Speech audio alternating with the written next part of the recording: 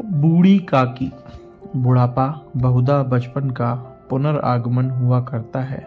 बूढ़ी काकी में जीवा स्वाद के सिवा और कोई चेष्टा शेष न थी और न अपने कष्टों की ओर आकर्षित करने का रोने के अतिरिक्त दूसरा कोई सहारा ही।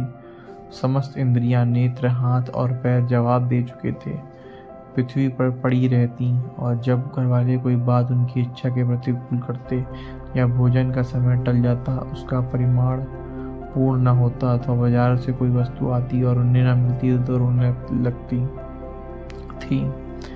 उनका रोना सिसकना साधारण न था, वह गला फाड़ फाड़ कर रोती थी। उनके पतिदेव को स्वर्ग सिधारे कालांतर हो चुका था। बेटे तरुण होकर चल बसे थे। अब एक भतीजे के सिवाय और कोई न था। उसी भतीजे के नाम उन्होंने अपनी सारी संपत्ति लिख दी थी। भतीजे ने संपत्ति लिखाते समय तो खूब लंबे चौड़े वादे किए, परंतु वे सब वादे केवल कूली डिब्बों के दलालों के दिखाए हुए थे। यद्यपि उस संपत्ति की वार्षिक आय 150-200 रुपए से कम न थी, तथापि बूढ़ी काकी को पेट भर भोजन भी कठिनाई से मिलता था। इसमें उनके भतीजे पंडित बुद्धिराम का अपराध था अथवा उसकी अर्धांगिनी श्रीमती रूपा का। इसका निर्णय करना सहज नहीं। बुद्धिराम स्वभाव के सज्जन थे, किंतु उसी समय तक जब तक कि उनके कोष पर कोई आँच न आए। रूपा स्वभाव से तीव्र थी सही, पर ईश्वर से डरती थी। अतः बूढ़ी काकी को उसकी तीव्रता उतनी न खलती जितनी बुद्धिराम की भलमानसाहत। बुद्धिराम को कभी कभी अपने अत्याचार का खेद होता था। विचारते कि इसी संपत्ति के कारण मैं इस भलमानुस बना बैठा हूँ। यदि मौखिक आश्वासन और सूखी सहानुभूति से स्थिति में सुधार हो जा सकता तो उन्हें कदाचित कोई आपत्ति न होती, परंतु विशेष व्यय का भय उनकी सचेष्टा को दबाए रखता था। यहाँ तक कि यदि द्वार पर कोई भला आदमी बैठा होता और बूढ़ी काकी उस समय अपना राग अलापने लगती तो वह आग हो जाते और घर में आकर जोर से डांटते। लड़कों को बुढ़ों से स्वाभाविक विद्वेष होता है और फिर जब माता पिता का यह रंग देखते तो बूढ़ी काकी को और भी सताया करते। कोई चुटकी काट कर भगता, कोई उन पर पानी की कुल्ली कर देता। काकी चीख मार कर रोती, परंतु यह बात प्रसिद्ध थी कि वह केवल खाने के लिए रोती थी।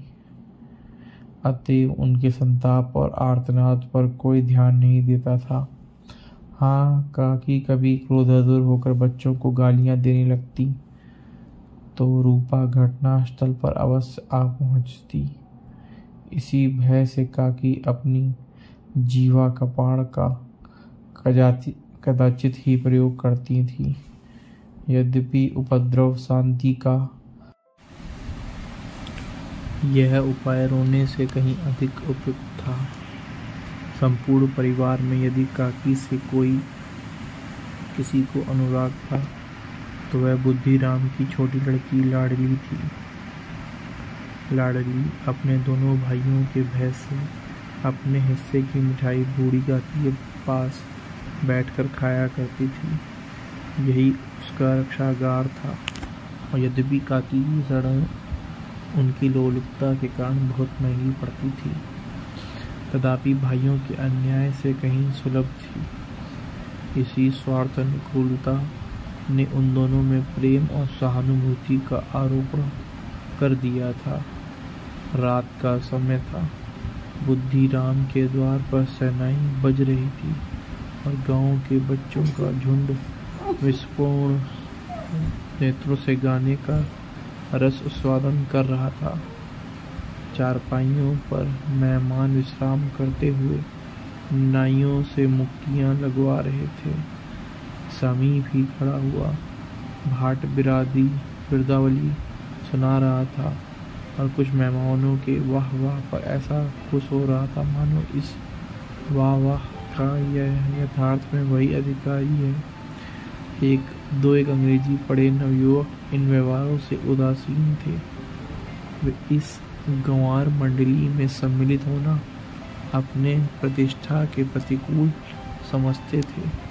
आज बुद्धिमान के बड़े लड़के सुखराम का तिलक आया है, यह उसी का उत्सव है।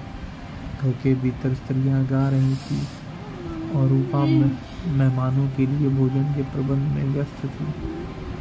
भट्टियों पर कड़ा चढ़े थे, एक में पूरियां कचौरियां निकल रही थी, दूसरे में अन्य पकवान बन रहे थे। एक बड़े हंडे में मसालेदार तरकारी पक रही थी। घी और मसाले की सुधापूर्वक वर्धक सुगंधी चारों ओर फैली हुई थी। बूढ़ी काकी अपनी कोठरी में शोकमय विचार की भांति बैठी हुई थी। वह स्वाद मिश्रित सुगंधी उन्हें बेचैन कर रही थी। वे मन ही मन विचार कर रही थी, संभवतः मुझे पूड़ियाँ न मिलेंगी। इतनी देर हो गई, कोई भोजन लेकर नहीं आया। मालूम होता है सब लोग भोजन कर चुके, मेरे लिए कुछ नहीं बचाया। यह सोचकर उन्हें रोना आया, परंतु अपशकुन के भय से वो रो न सकी। आहा, कैसी सुगंधी है! अब मुझे कौन पूछता है?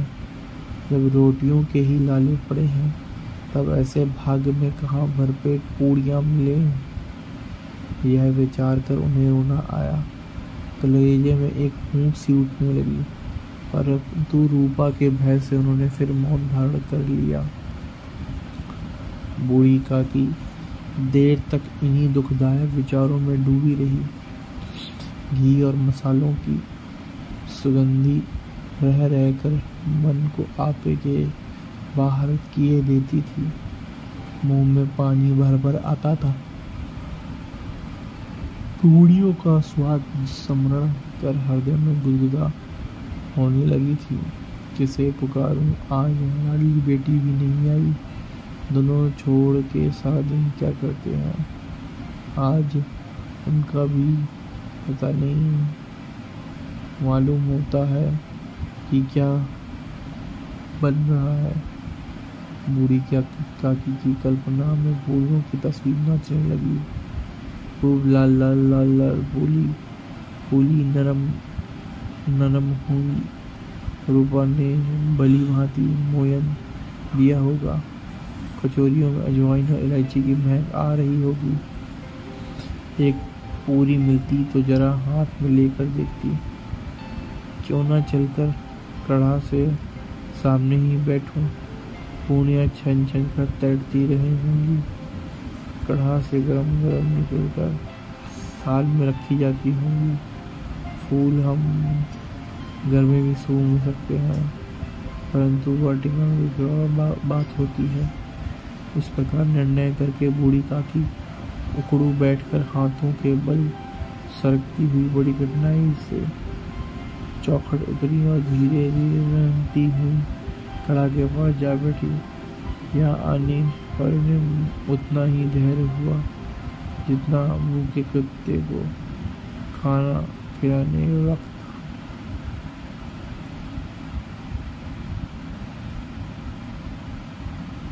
भूखे कुत्ते को खाना खाने वाले सम्मुख बैठने पर होता है। कृपया कर इस चैनल को लाइक और सब्सक्राइब करें। धन्यवाद। हमेशा कहानी का अगला भाग आपके लिए लेकर आए हैं। लाइक